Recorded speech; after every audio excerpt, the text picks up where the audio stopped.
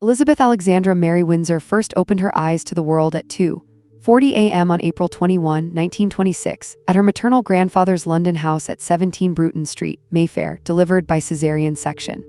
At the time, her father was Prince Albert, Duke of York, later King George VI, the second son of King George V, and her mother was Lady Elizabeth Bowes-Lyon, Duchess of York. While the birth of little Princess Elizabeth was a source of joy for the royal family, she was not, at that moment, seen as a direct heir to the throne. The first in line was her uncle, Edward, Prince of Wales, later King Edward VII, and it was expected that he would marry and have children.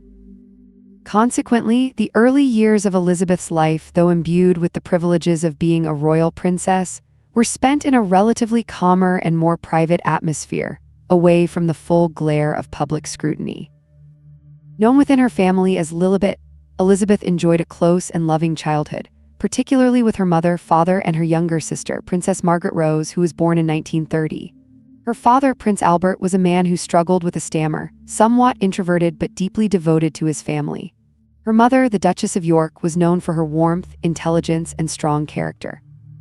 This familial environment played a significant role in Elizabeth's early internalization of values such as a sense of duty, discipline, and fortitude.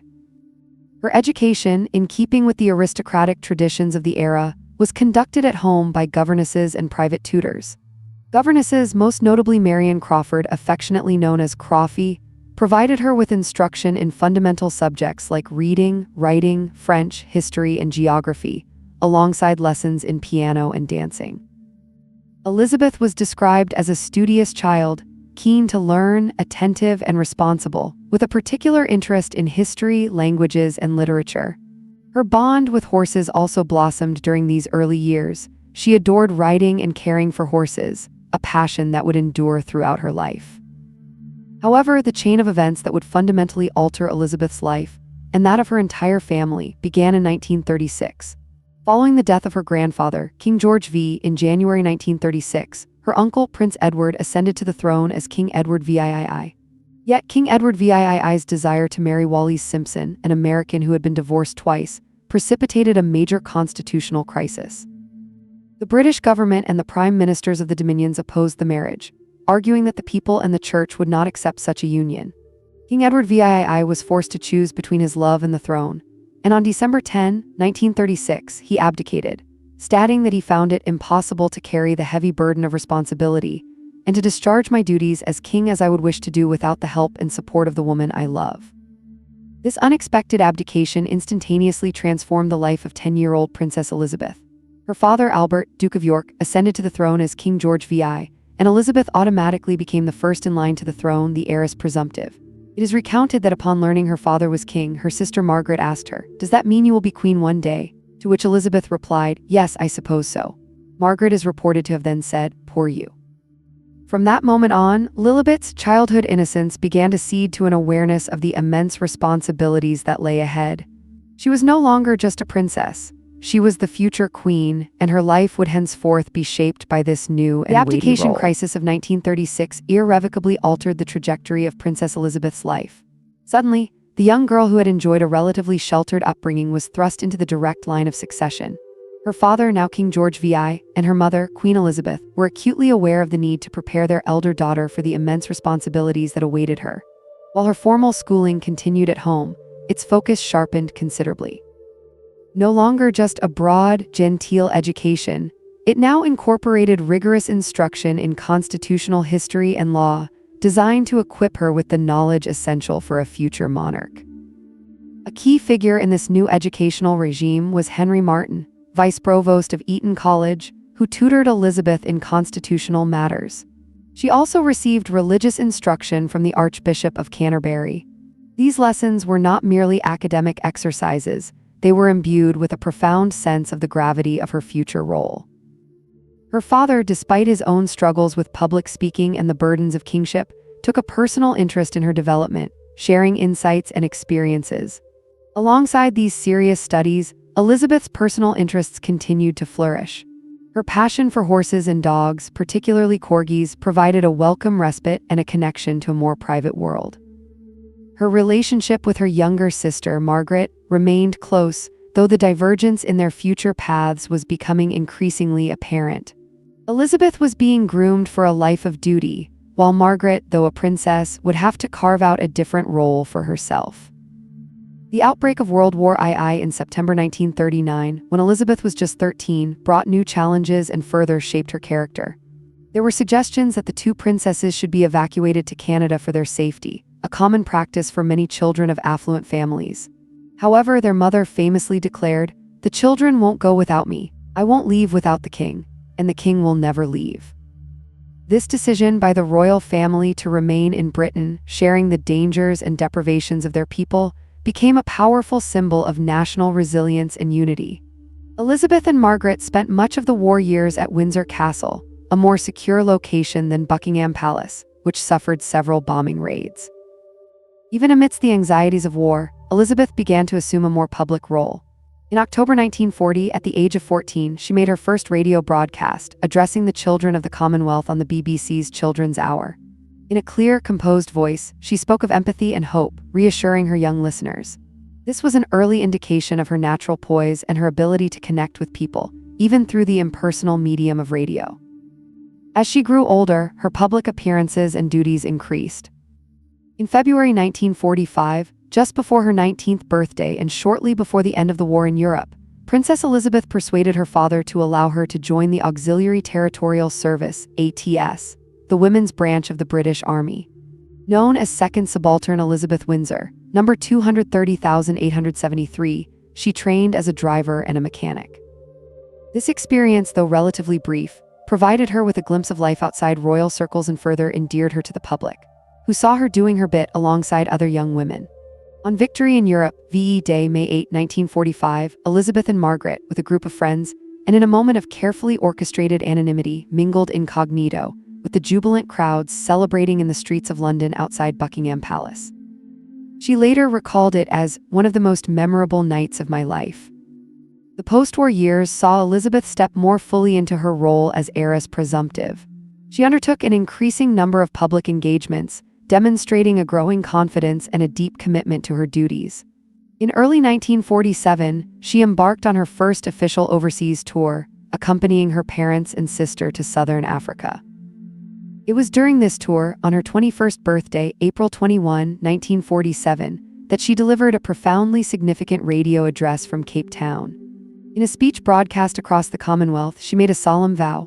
"I declare before you all that my whole life, whether it be long or short, shall be devoted to your service and the service of our great imperial family to which we all belong."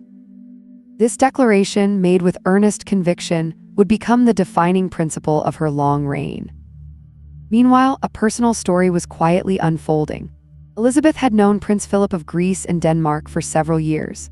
They were distant cousins, both great-great-grandchildren of Queen Victoria, and also related through Philip's Danish royal lineage, and had first met when she was just 13, and he was an 18-year-old naval cadet at the Royal Naval College, Dartmouth, in 1939. During a royal visit, Philip had been assigned to escort Elizabeth and Margaret, and by all accounts, the young princess was immediately captivated by the dashing, athletic, and somewhat irreverent cadet. They corresponded throughout the war while Philip served with distinction in the Royal Navy's Mediterranean and Pacific fleets. After the war, their romance blossomed. Philip, a dynamic and handsome figure, possessed a worldly outlook and a strong personality. However, his background, born a Greek prince but with Danish and German royal connections, and his family having been exiled from Greece when he was an infant, initially raised some concerns within the more conservative echelons of the British establishment. His forthright manner and perceived foreignness were viewed with suspicion by some courtiers. But Elizabeth was resolute in her affection. King George VI, though initially cautious, came to appreciate Philip's qualities and his evident devotion to Elizabeth. On July 9, 1947, their engagement was officially announced, marking a joyous moment for a Britain still recovering from the austerity of war and The signaling announcement a of new Princess chapter in the Elizabeth's life of the engagement to future Lieutenant Queen. Philip Mountbatten. He had renounced his Greek and Danish royal titles and taken the surname Mountbatten from his maternal grandparents upon becoming a naturalized British subject. In July 1947, was met with widespread public enthusiasm. In a nation still grappling with post-war austerity and rationing, the prospect of a royal wedding offered a much-needed beacon of hope and celebration. Philip, a dashing naval officer with a distinguished war record, was seen by many as a fitting consort for the future queen. He had been created Duke of Edinburgh, Earl of Merioneth, and Baron Greenwich by King George VI just before the wedding.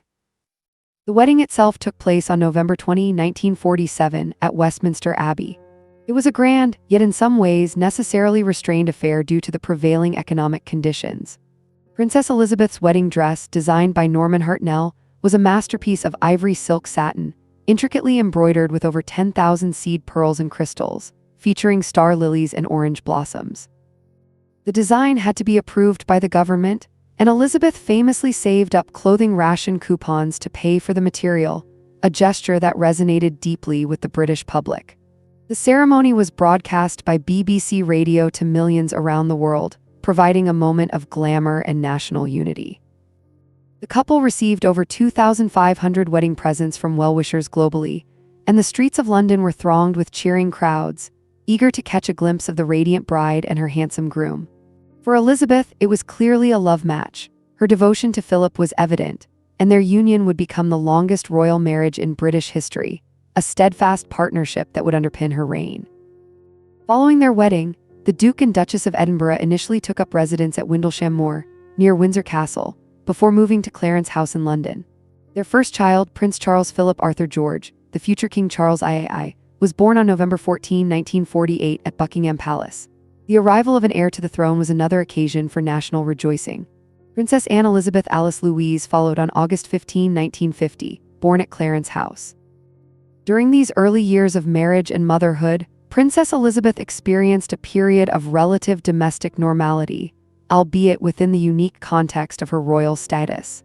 While her public duties continued to expand, including representing her ailing father on several occasions, she also cherished the time spent with her young family. Between 1949 and 1951, she and Philip were able to live for extended periods in Malta, where Philip was stationed with the Royal Navy as First Lieutenant and later commander of the frigate HMS Magpie. These Maltese sojourns were reportedly some of the happiest and most normal times of her life. Away from the constant scrutiny of the British press and the formalities of court, she could enjoy a degree of freedom as a naval officer's wife, driving herself around the island, shopping, and attending local events. It was a precious interlude, a brief taste of a more private existence before the full weight of monarchy descended upon her. However, a significant and growing concern cast a shadow over these years: the declining health of her father, King George VI. The king, a heavy smoker, had endured immense stress throughout the war and its aftermath. His public appearances became less frequent, and his frail condition was increasingly apparent. In September 1951, he underwent surgery for lung cancer, involving the removal of his left lung. Though the operation was initially deemed successful, his long-term prognosis was grim. It was against this backdrop of paternal illness that Princess Elizabeth and the Duke of Edinburgh prepared to undertake a major Commonwealth tour in early 1952, standing in for the king whose health was too fragile for such an arduous journey. The tour was planned to encompass East Africa, Australia, and New Zealand.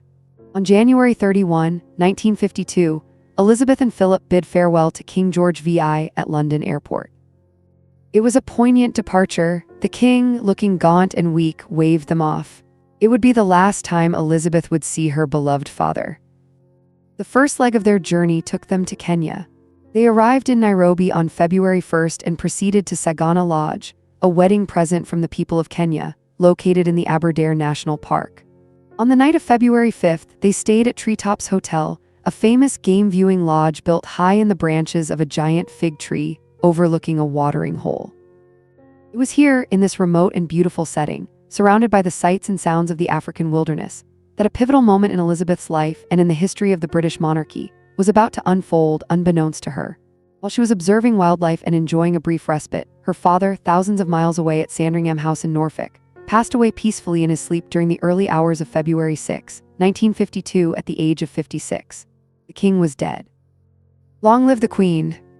The news, however, did not reach Elizabeth of King George VI's death due to the remote location and limited communication accompanying the royal several hours before the official confirmation arrived. 1952. However, conveying such momentous and unverified news to Princess Elizabeth was a task fraught with sensitivity and the potential for immense distress. It was Granville Roberts, a journalist covering the tour for the East African Standard, who first received a garbled telephone message suggesting the king had died. He discreetly relayed this to Commander Michael Parker, Prince Philip's private secretary. Parker, in turn, awaited more concrete confirmation before breaking the news to the royal couple. Princess Elizabeth and Prince Philip had spent the previous night at treetops, captivated by the wildlife. They had descended that morning and returned to Sagana Lodge. It was there in the early afternoon that Philip was eventually informed by Parker that the king had indeed passed away. The immense burden of telling his wife that her beloved father was dead and that she was now queen fell to Prince Philip. He took her for a walk in the gardens of the lodge, and it was there, amidst the quiet beauty of the Kenyan landscape, that he gently broke the news. Elizabeth, then just 25 years old and a mother of 2 young children, received the tidings with a composure that would become a hallmark of her reign, though she was undoubtedly devastated by the personal loss. Lady Pamela Hicks, née Mountbatten, Philip's cousin and one of Elizabeth's ladies-in-waiting on the tour, later recalled that Elizabeth reacted with incredible self-control, immediately recognizing the constitutional implications of her father's passing. Her private grief had to be, at least momentarily, set aside for the pressing demands of her new public role. The immediate priority was to return to Britain. The rest of the Commonwealth tour was, of course, cancelled. Arrangements were swiftly made, and a BOAC Argonaut aircraft, the Atalanta, was dispatched from Entebbe to Nanyuki, the nearest airport to Sagana Lodge. Elizabeth, now queen, began the somber journey back to London on the afternoon of February 6th. During the flight, she reportedly remained composed, already beginning to draft messages and consider the tasks that lay ahead. She chose her regnal name, Elizabeth II, affirming continuity with her Tudor namesake, Elizabeth I, one of Britain's most celebrated monarchs. She arrived back in London on February 7, 1952, stepping onto British soil for the first time as sovereign. Dressed in black, she was greeted at London Airport by Prime Minister Winston Churchill, leader of the opposition Clement Attlee, and other dignitaries. The nation was in mourning for a king who had led them through the darkest days of war and was deeply respected for his quiet courage and dedication. Now all eyes were on this young woman who had left Britain as a princess and returned as queen. The transition was stark and immediate. The carefree days in Malta, the relative anonymity she had occasionally enjoyed, were now definitively over. Her life, from this point forward, would be one of relentless public duty and scrutiny. On February 8th, Elizabeth formally proclaimed herself queen at an accession council held at St. James's Palace. Before the assembled privy councillors, she made a personal declaration, paying tribute to her father and pledging herself to her new responsibilities. By the sudden death of my dear father, I am called to assume the duties and responsibilities of sovereignty.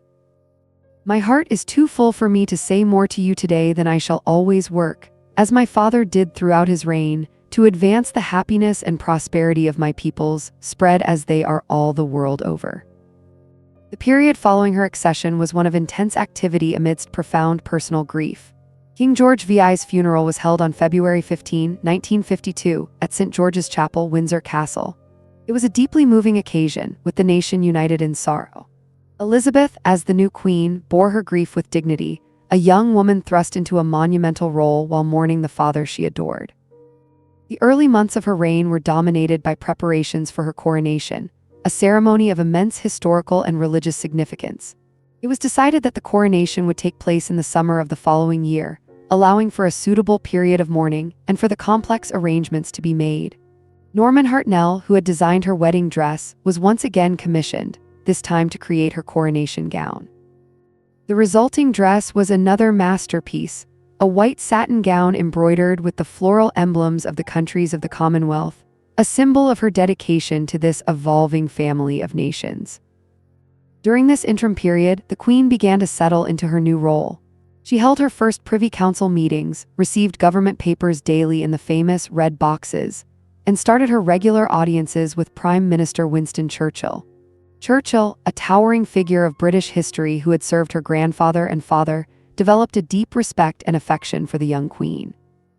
He provided guidance and support, impressed by her diligence, her grasp of complex issues, and her unwavering sense of duty. The relationship between the monarch and the Prime Minister is a cornerstone of the British constitutional system, and Elizabeth quickly established herself as a monarch who took her constitutional responsibilities with utmost seriousness. Life for Prince Philip also changed dramatically. His promising naval career was effectively over, as his primary role now was to support his wife, the Queen. This was not an easy transition for a man of action and ambition, but he dedicated himself to this new and often challenging position as consort. The family also moved from Clarence House to Buckingham Palace, the official residence of the monarch. A vast coronation and of Queen Elizabeth building that would now be held their on home June 2, and the headquarters of the 1953 monarchy. at Westminster The weight of Abbey. history Was an tradition event of and unparalleled expectation rested spectacle heavily and on the profound shoulders of the historical new, significance. young Queen Elizabeth It was II, more than just a as she formal prepared for her investiture. formal It was a anointing and deeply crowning. religious ceremony, an ancient rite of passage that consecrated the monarch and symbolized the continuity of the British crown. For a nation still recovering from the ravages of war and adjusting to a diminished role on the world stage, the coronation offered a powerful sense of renewal and hope, heralding what many hoped would be a new Elizabethan age, echoing the glories of her 16th-century namesake. The planning, overseen by the Earl Marshal, the Duke of Norfolk, was meticulous, involving intricate details of protocol, pageantry, and logistics that had been refined over centuries. The day itself, despite typically British drizzly weather, was marked by immense public enthusiasm. An estimated 3 million people lined the procession route in London, many having camped out overnight in often inclement conditions to secure a good vantage point.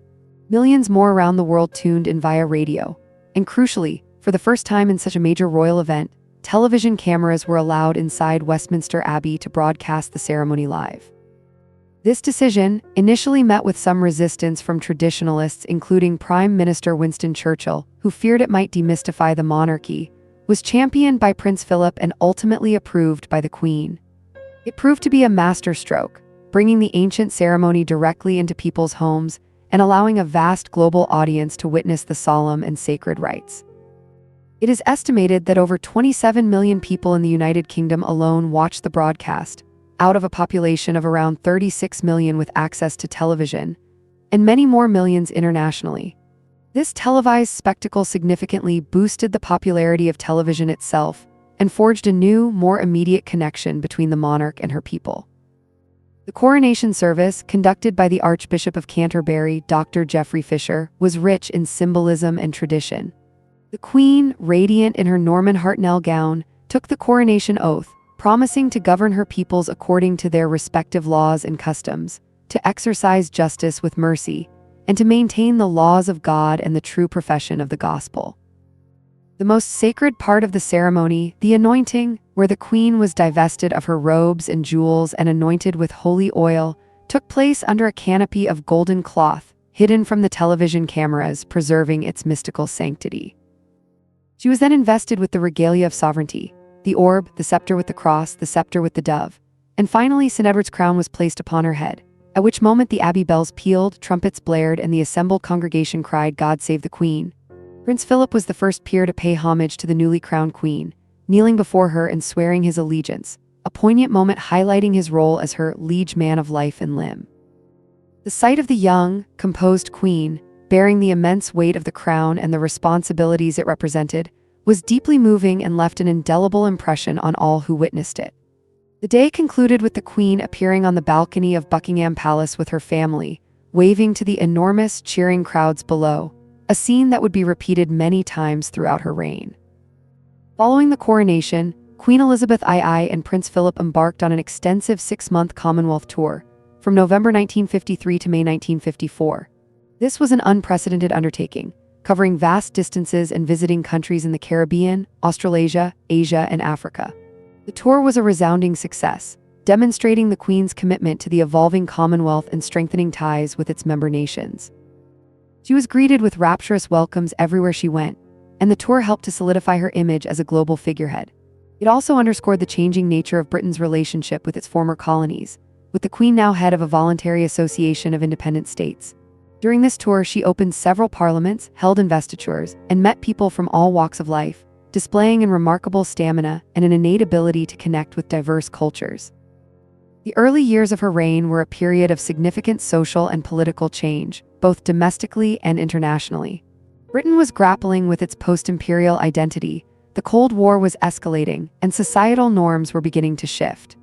The Queen, while constitutionally bound to remain politically neutral, played an important role as a symbol of stability and continuity.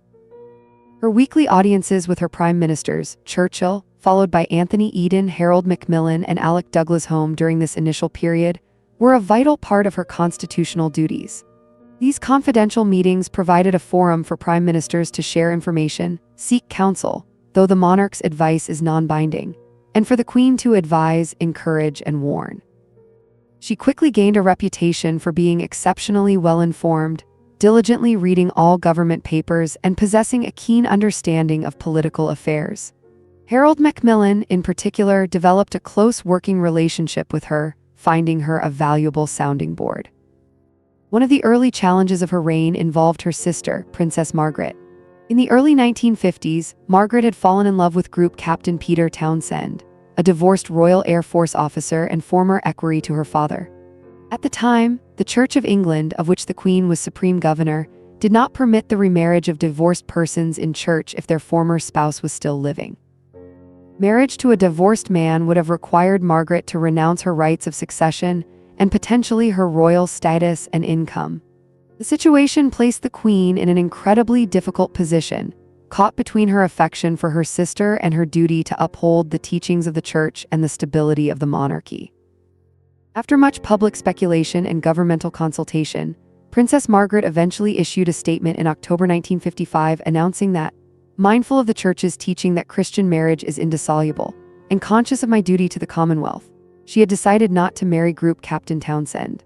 The episode was a painful one for all involved and highlighted the complex interplay between personal desire and public duty within the royal family. Throughout the 1950s and into the early 1960s, the Queen successfully navigated these personal and public challenges. She and Prince Philip also expanded their family with the birth of Prince Andrew in February 1960 and Prince Edward in March 1964. She balanced her demanding schedule of official duties, state visits, opening parliament, investitures, garden parties, and countless public engagements, with her role as a mother. While the upbringing of royal children traditionally involved nannies and boarding schools, the Queen was known to cherish the private moments she could spend with her children.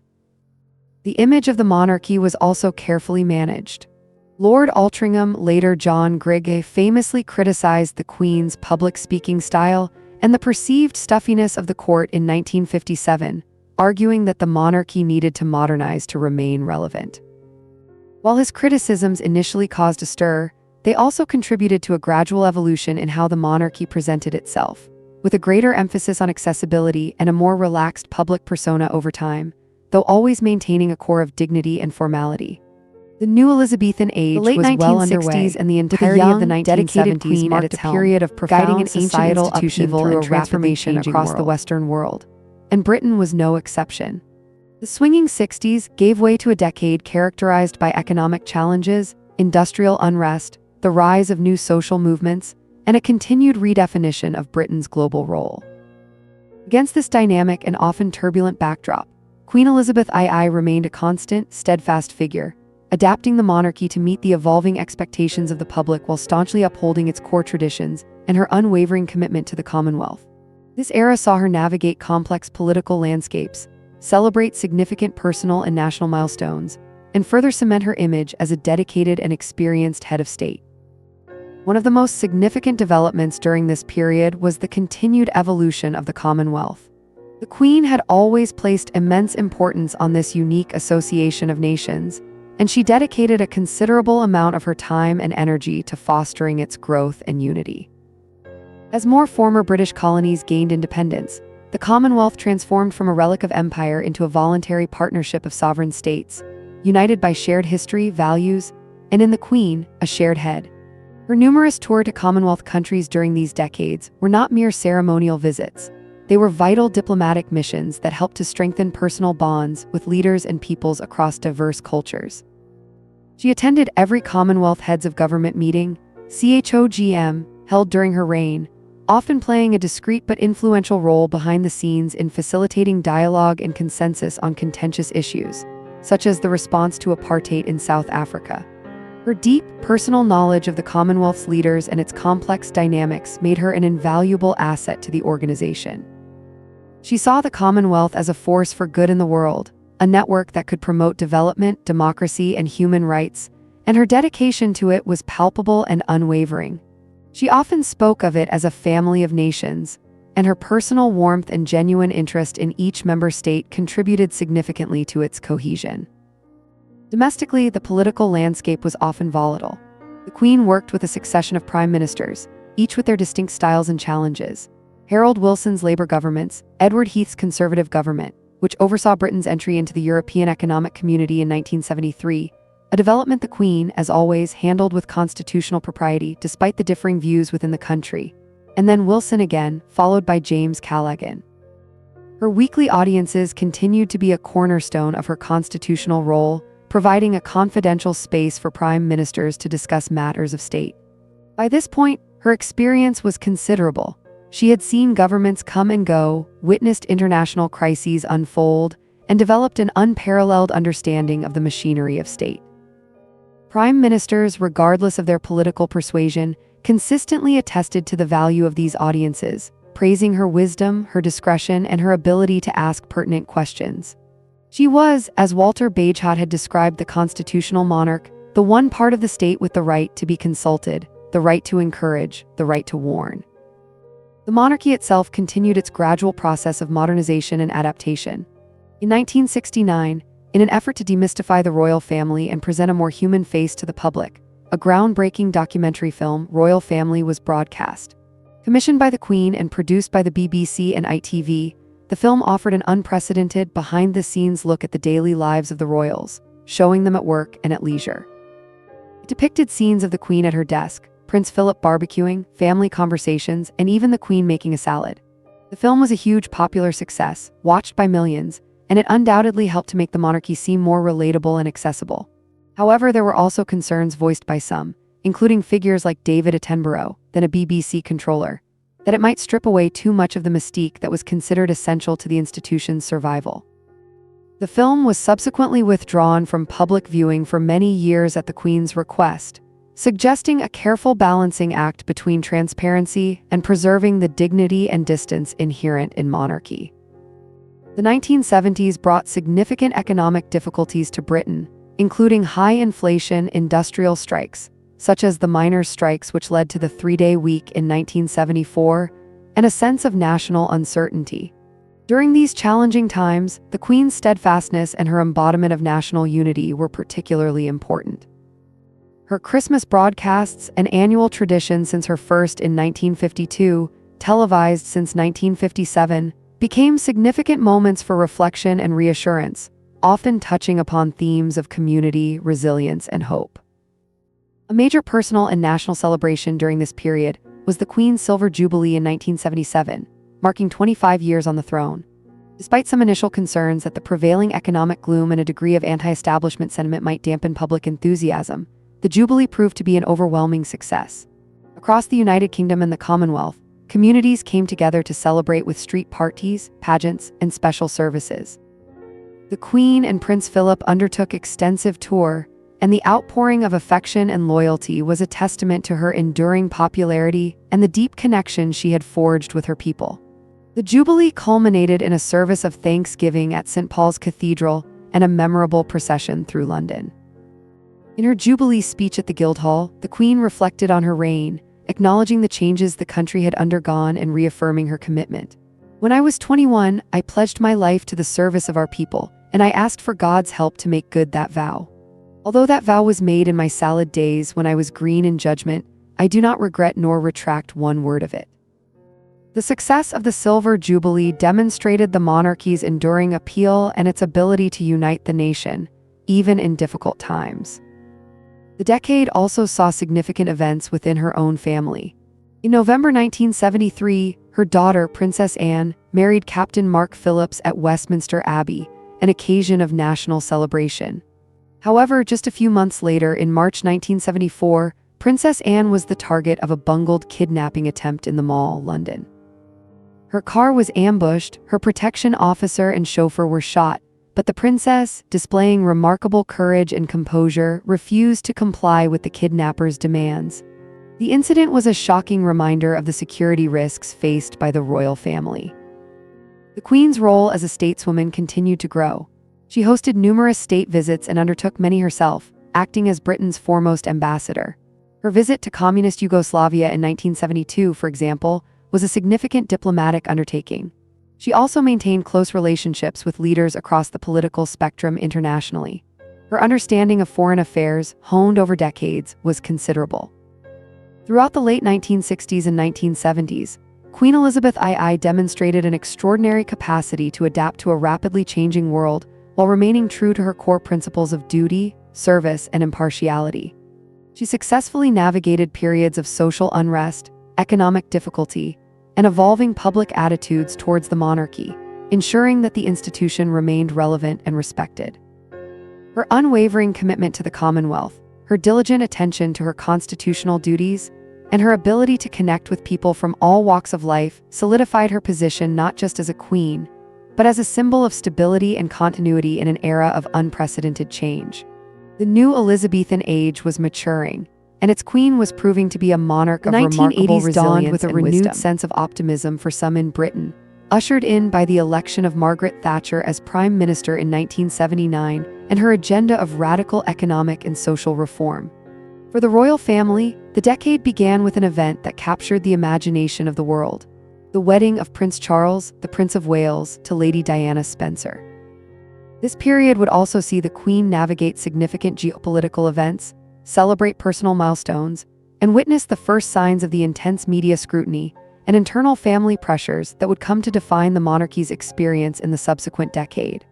While moments of national unity and triumph punctuated the 1980s, underlying tensions and emerging challenges began to cast long shadows.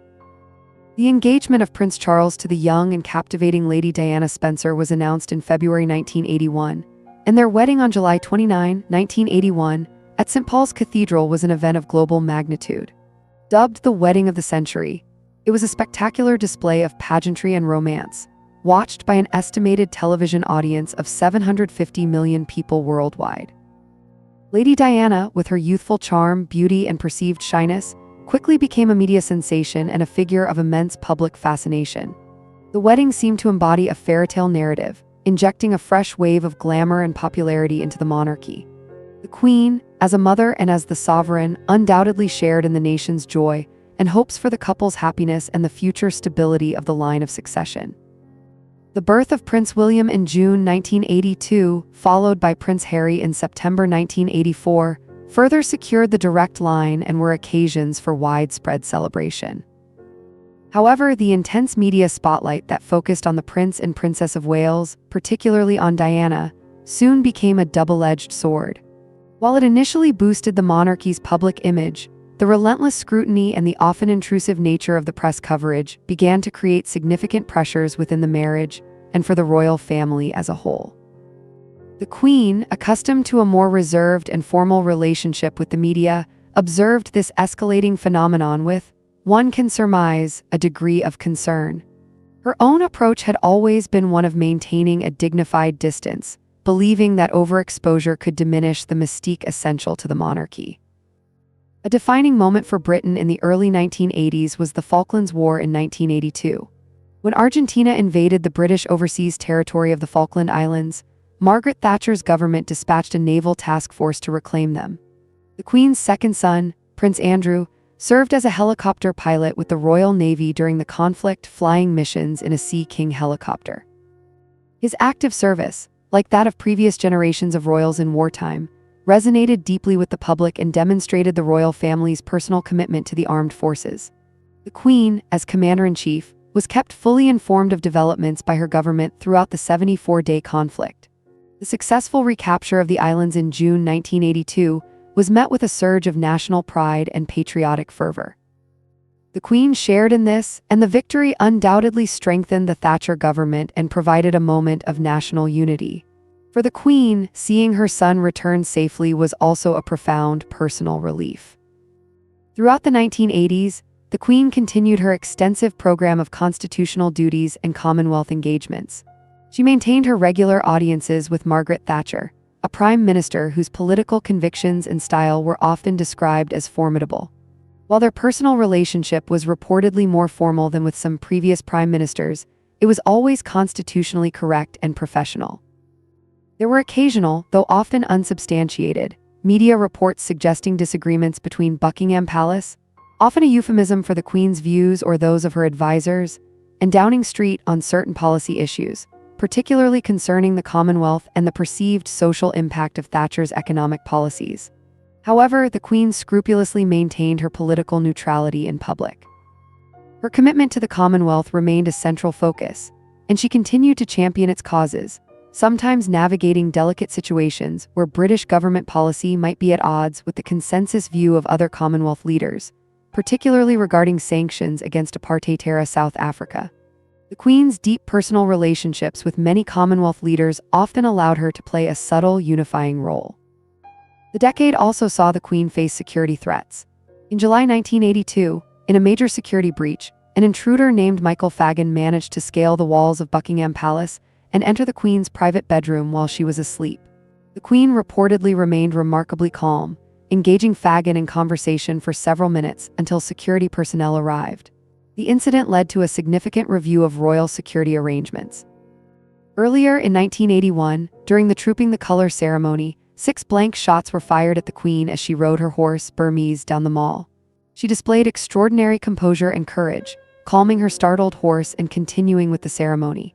The assailant was later apprehended. These incidents highlighted the ongoing risks faced by the monarch in an increasingly unpredictable world. Personal milestones continued. The Queen celebrated her 60th birthday in 1986, an occasion marked by public affection and tributes. She also became a grandmother multiple times over during this decade, with the births of Peter Phillips, 1977, and Zara Phillips, 1981, to Princess Anne, in addition to William and Harry. These family occasions provided moments of private joy amidst her public duties. However, towards the end of the 1980s, the fairytale image surrounding the marriage of the Prince and Princess of Wales began to publicly fray.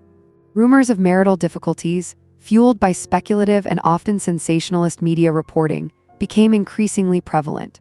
The differing personalities and interests of Charles and Diana, coupled with the immense pressures of their roles and the relentless media intrusion, were taking a toll.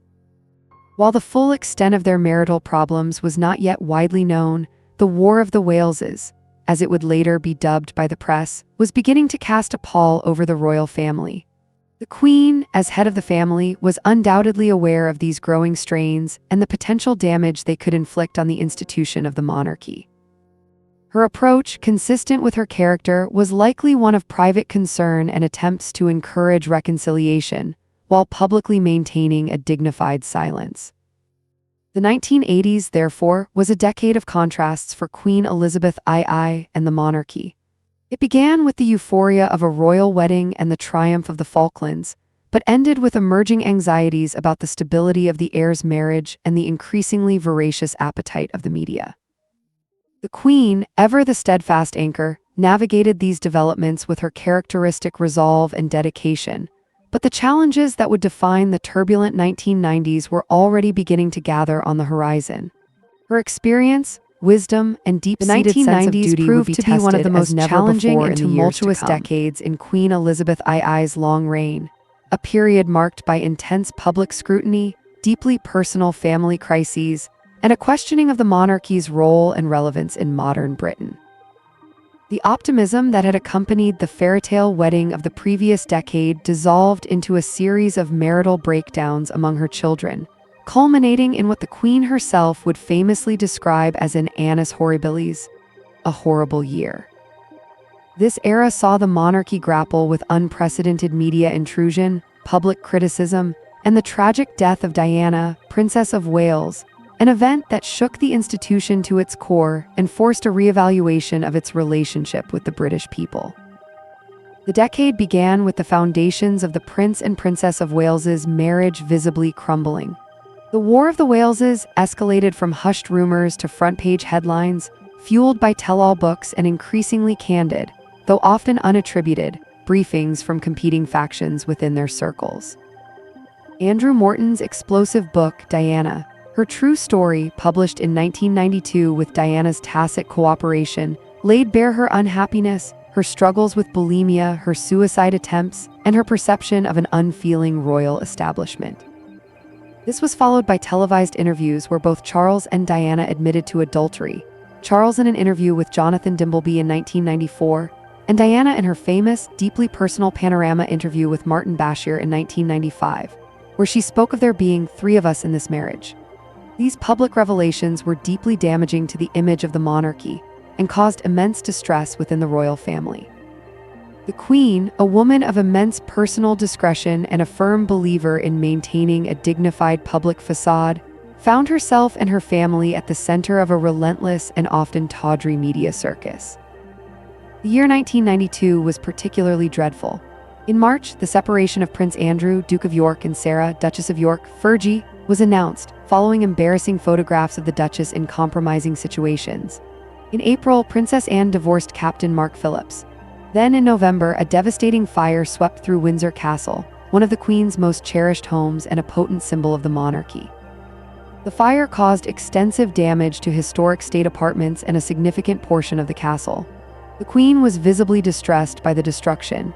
To compound the misery, the question of who would pay for the extensive and costly repairs, estimated at tens of millions of pounds, sparked a public debate about the monarchy's finances and its exemption from income tax. This public pressure ultimately led to the Queen voluntarily agreeing, in 1993, to pay income tax and capital gains tax, and to take on a greater share of the financial burden for most of her family members through a reform of the civil list. Buckingham Palace was also opened to the public for the first time during the summer months to help fund the Windsor restoration. It was against this backdrop of personal and public turmoil that the Queen delivered her now famous Annus Horribilis speech at the Guildhall in London on November 24, 1992, marking her 40th anniversary on the throne. With remarkable candor, she stated, "1992 is not a year on which I shall look back with undiluted pleasure. In the words of one of my more sympathetic correspondents, it has turned out to be an Annus Horribilis." She acknowledged the need for the monarchy to be open to scrutiny and to adapt, but also appealed for understanding and a more gentle, good-humored form of criticism. The speech was a rare public admission of the pressures she and her family were under and resonated with many. The marital problems of her children continued to dominate headlines. In December 1992, the formal separation of the Prince and Princess of Wales was announced by Prime Minister John Major in the House of Commons. The Queen, deeply concerned about the ongoing instability and its impact on her grandsons, William and Harry, and on the monarchy itself, eventually urged Charles and Diana to divorce. The divorce was finalized in August 1996. The relentless media attention, particularly on Diana, Princess of Wales, continued unabated even after her divorce. Her global popularity, her humanitarian work, and her often fraught relationship with the press kept her constantly in the public eye. Then on August 31, 1997, came the utterly devastating news. Diana, Princess of Wales, had been killed in a car crash in Paris, alongside her companion Dodi Fade and their driver, while being pursued by paparazzi. The news sent shockwaves across Britain and around the world. An unprecedented outpouring of public grief followed, with oceans of flowers laid outside Buckingham Palace and Kensington Palace. The royal family's initial response to Diana's death was perceived by many as slow, remote, and out of touch with the public mood. The Queen was at Balmoral Castle in Scotland with Prince William and Prince Harry, and the decision was made to keep them there, shielded from the immediate glare of publicity, and allowing them to grieve privately for their mother. However, the absence of a flag flying at half-mast over Buckingham Palace, the royal standard is only flown when the monarch is in residence, and protocol dictated it was not flown at half-mast even on the death of a sovereign, and the perceived silence from the royal family led to mounting public criticism and anger. Headlines such as "Show us you care" encapsulated the public's desire for a more visible display of mourning and empathy from the monarchy. It was a critical moment for the Queen and the institution she represented. After several days of intense pressure and behind-the-scenes discussions, the royal family returned to London. The Queen agreed to a number of unprecedented steps. The Union flag was flown at half-mast over Buckingham Palace, and on the eve of Diana's funeral, the Queen made a live televised address to the nation. Speaking as your queen and as a grandmother, she paid a warm and personal tribute to Diana, acknowledging her energy and commitment to others, her warmth and kindness, and the lessons to be drawn from her life and the extraordinary public reaction to her death. This broadcast, delivered with sincerity and empathy, was a crucial turning point in diffusing public anger and reconnecting with the nation. The Queen also, in a remarkable gesture, bowed her head as Diana's coffin passed Buckingham Palace on its way to Westminster Abbey for the funeral service. The aftermath of Diana's death prompted a period of profound reflection within the monarchy. It highlighted the changing nature of public expectation and the need for the institution to be seen as more responsive and emotionally accessible. The Queen, while deeply traditional, demonstrated a capacity to learn and adapt, even in the face of immense personal and public pressure.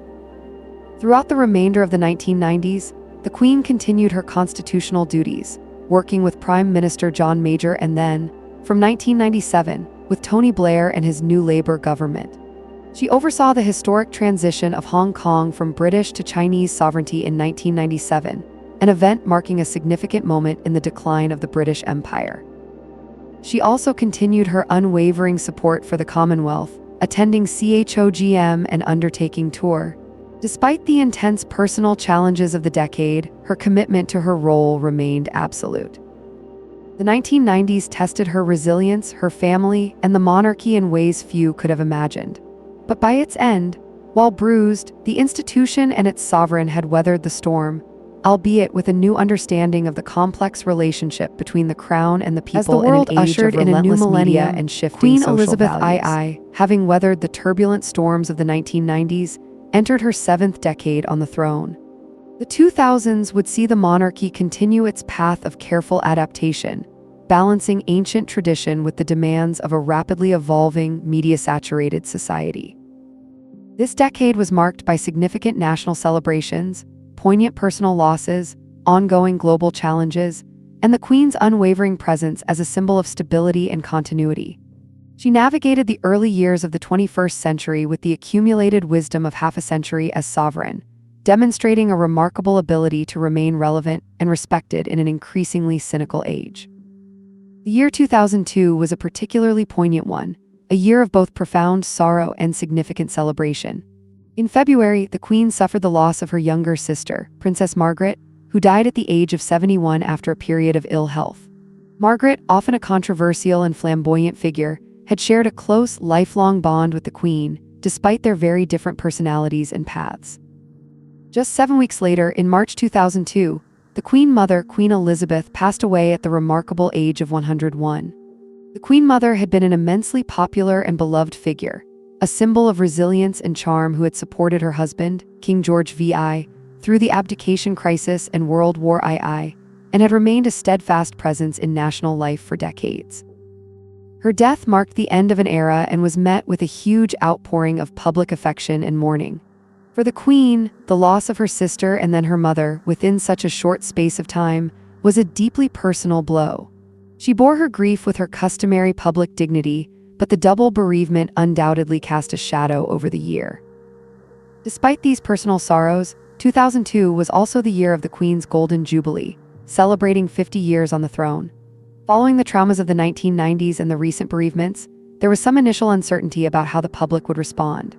However, the Jubilee celebrations proved to be an overwhelming success, exceeding many expectations, and demonstrating a renewed surge of affection and support for the Queen and the monarchy. The events included extensive tour by the Queen and Prince Philip across the United Kingdom, as well as visits to Commonwealth countries like Jamaica, New Zealand, Australia, and Canada. The centerpiece of the celebrations in London included a party at the Palace, pop concert in the grounds of Buckingham Palace, featuring stars from across the musical spectrum, and a spectacular Golden Jubilee procession. Millions participated in street parties and community events across the country. The sheer scale of public enthusiasm was a powerful affirmation of the Queen's enduring popularity and her unique place in the nation's affections. It suggested that the monarchy, after the difficult preceding decade, had successfully reconnected with the British people and reaffirmed its relevance. In her Jubilee message, the Queen thanked the nation for their support and loyalty, and reflected on the profound changes she had witnessed during her reign. Throughout the 2000s, the Queen continued her tireless schedule of constitutional duties. She worked with Prime Minister Tony Blair for the first half of the decade, a period dominated by international events such as the aftermath of the September 11th terrorist attacks in the United States. The Queen memorably ordered the Star-Spangled Banner to be played during the changing of the guard ceremony at Buckingham Palace in a gesture of solidarity, and the controversial Iraq War, which began in 2003. She later worked with Gordon Brown, who succeeded Blair in 2007. Her weekly audiences with her prime ministers remained a constant, providing a confidential forum for discussion and counsel. Her immense experience, having worked with so many leaders over such a long period, gave her a unique perspective on national and international affairs. The Queen also remained deeply committed to the Commonwealth, attending CHOGM and undertaking numerous visits. She saw the Commonwealth as a vital network for promoting understanding and cooperation across diverse cultures and nations. Her personal relationships with Commonwealth leaders, built up over decades, were often instrumental in smoothing over diplomatic difficulties and fostering a sense of shared purpose. The royal family itself continued to evolve. Prince William and Prince Harry, having grown up under the shadow of their parents' marital breakdown and their mother's tragic death, came into their own as young men. Prince William began his studies at the University of St Andrews in Scotland, where he would meet his future wife, Catherine Middleton. Both princes pursued military careers, with Prince Harry notably serving 2 tours of duty in Afghanistan. The Queen, as a grandmother, undoubtedly took great pride in their development and their commitment to service.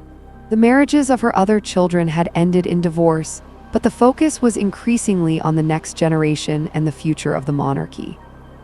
Technological advancements also impacted the monarchy's communication. Buckingham Palace embraced the internet, launching an official royal website and later, social media channels, as a means of communicating directly with the public and providing information about the royal family's work. This reflected a broader trend towards greater transparency and accessibility, a careful calibration of tradition with modern communication methods.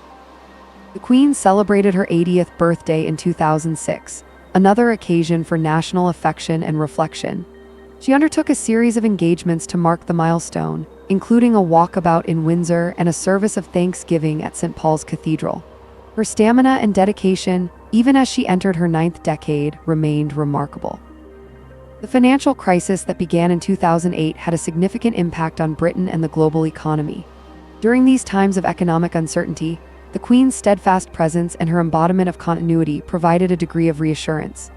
The monarchy, while an institution of privilege, also sought to demonstrate an awareness of the challenges faced by ordinary people, with an emphasis on value for money in its operations. The 2000s saw Queen Elizabeth II consolidate her position as a deeply respected, and for many, beloved monarch. She had successfully navigated the transition into a new century, reaffirming the monarchy's place in a modern, multicultural Britain. The traumas of the 1990s seem to have given way to a period of greater stability and public support, largely due to her own unwavering dedication, her ability to adapt without compromising core principles, and the enduring human desire for symbols of continuity and national identity.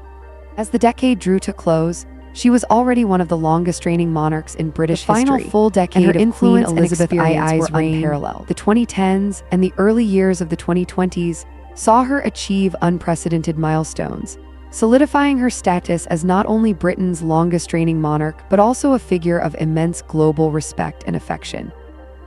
This period was marked by joyous national celebrations, the continued evolution of her family, significant political shifts including Brexit, the challenges of a global pandemic, and ultimately the poignant end of a historic era.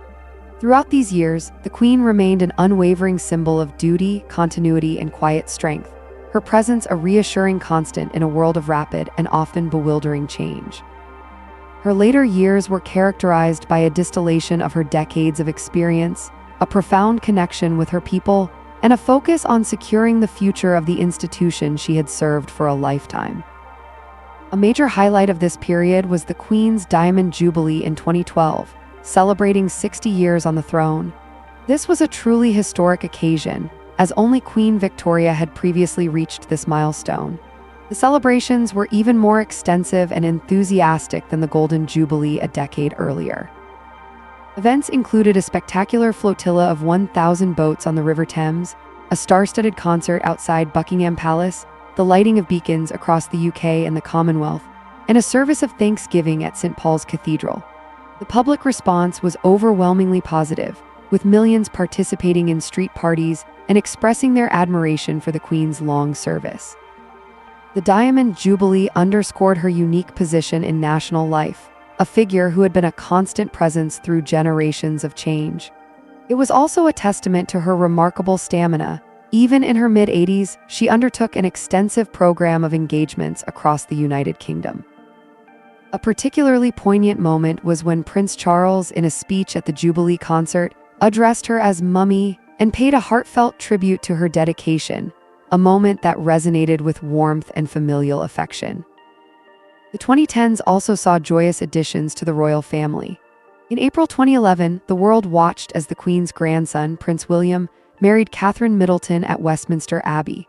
The wedding of the Duke and Duchess of Cambridge, as they became, was a global event, echoing the excitement of Charles and Diana's wedding, but with a perceived sense of greater stability and modern partnership.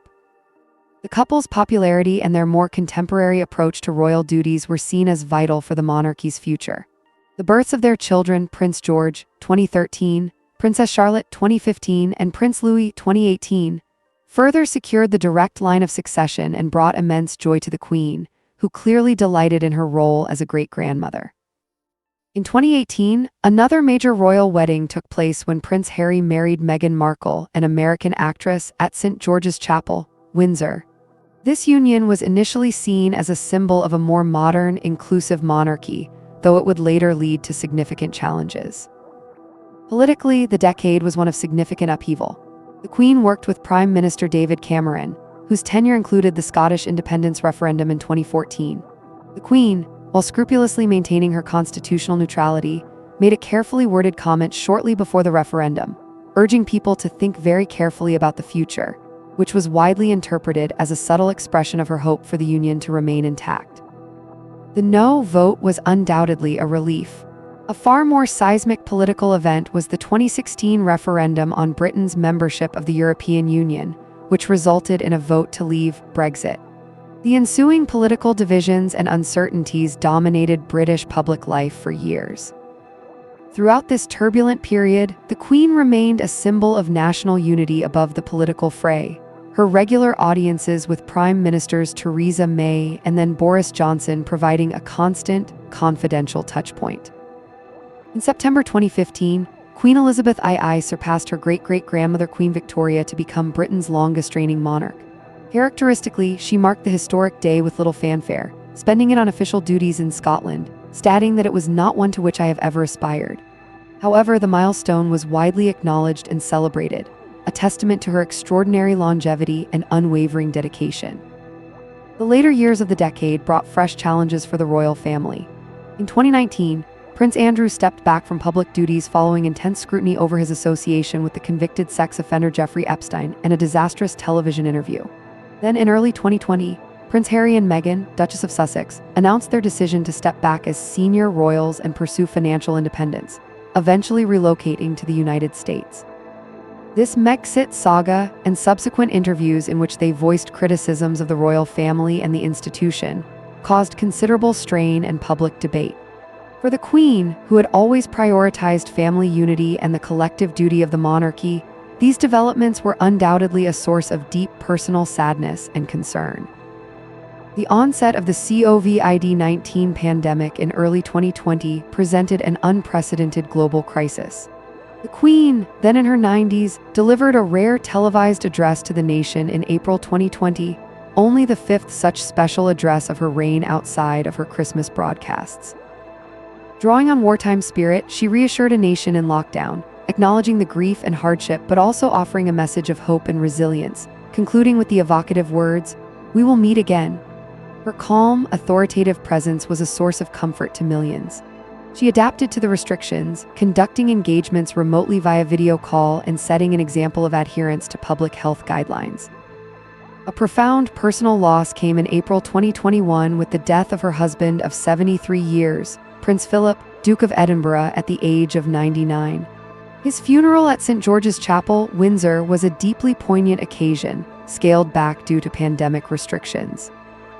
The image of the Queen, masked and sitting alone in the chapel pew due to social distancing rules, became an enduring symbol of her grief and her adherence to duty even in the most difficult personal circumstances. Prince Philip had been her strength and stay throughout her long reign, a constant companion and confidant. His loss was immeasurable.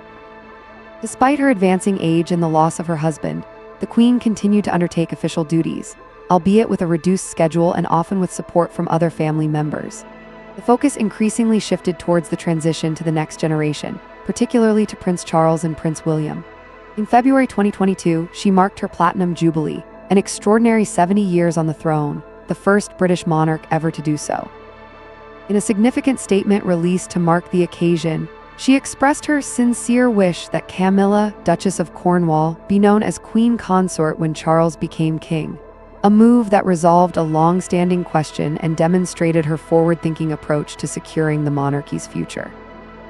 The Platinum Jubilee celebrations in June 2022 were a magnificent 4-day spectacle of pageantry, community events, and heartfelt tributes, once again demonstrating the deep affection and respect in which she was held.